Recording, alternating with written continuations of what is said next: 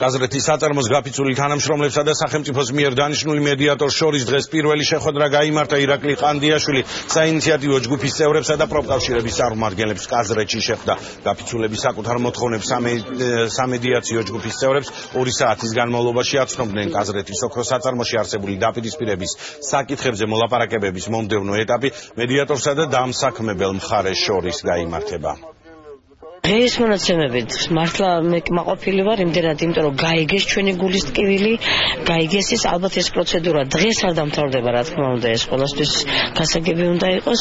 ალბათ ერთი კვირა მაინც გაგრძელდება და იმედს ვიტოვებ, რომ ჩვენ აუცილებლად დადებითად გადავწყვეტავთ ამ საკითხს. აი ეს ოქროს შუალედი სად გამოიკვეთება და როგორ გამოიკვეთება, ეს რა თქმა უნდა იქ მენეჯმენტზეა დამოკიდებული რა.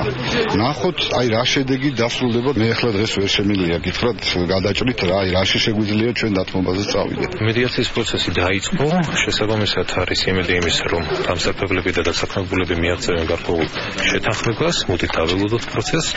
რაც ყველაზე მთავარი არის, ჩვენ დავიწყეთ ამ მიმართულებით ნაბიჯების გადაღება, მე როგორც მედიატორი ვარ ჩართული ამ პროცესში და იმედი მაქვს, რომ დროულად ეს საკითხი შეთანხმებით დასრულდება. ადრე გვახსოვს, როგორ წყდებოდა ეს პროცესები, ყოველთვის გათვალისწინებული იყო მხოლოდ დამსაქმებლის მხარე და შესაბამისად გვახსოვს უამრავი ფაქტი, როდესაც პოლიციის ზალით ხდებოდა ზეწოლა თანამშრომლებზე საწარმოების, ეს დამთავრდა, როგორც შრომის კოდექსი ითვალისწინებს, როგორც დასაქმებლის, დამსაქმებლის ინტერესებს, შესაბამისად ისე ეს პროცესის გაითვალისწინებს, როგორც დამსაქმებლის, ისე დასაქმებლის ინტერესებს.